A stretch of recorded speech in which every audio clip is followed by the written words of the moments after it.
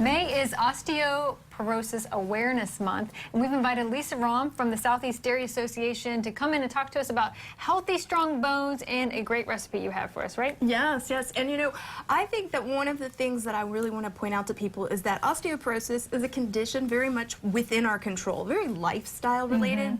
Some interesting statistics. We see that 1 out of 2 women and 2 out of 4 men in this country over the age of 50 are likely to break a bone in their lifetime due to an otherwise preventable condition. Okay. So I just wanted to take an opportunity to kind of tell you what we can do to keep that at bay. I did not realize that. I thought osteoporosis was hereditary, like a genetic. Yes, and so I think there's a lot of conditions we associate with that, and there's a saying that genes loads the gun, but lifestyle pulls the trigger. Okay. So we really want to focus on what we can do. That is a good one, right. Okay, so yes, so what do we need to do to make sure that we don't break bones later in life? Because it's harder to recover when you're older. Very much so, and that's why you want to start when you're young. Okay. And you say I have a piggy bank.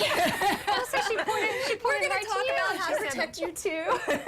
The piggy bank here is to remind us of an analogy, and the National Institutes of Health suggests that we think in terms of starting with our children and building their bone bank for life. And if you think about the way that our bodies work, we build up bone mass through childhood and adolescence, and so that is a critical time to get those bone building nutrients.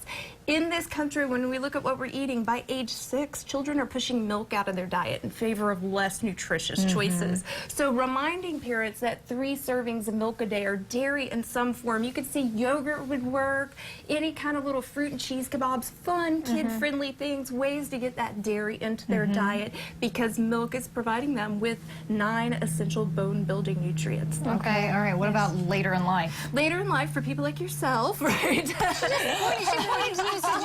Young at the beginning. We, all of us, are going to focus on the things you see here. Physical activity, right? Keeping those bones strong. Vitamin D, whoops, getting some sun, putting on the sunglasses. We may get some of that in Virginia eventually, right?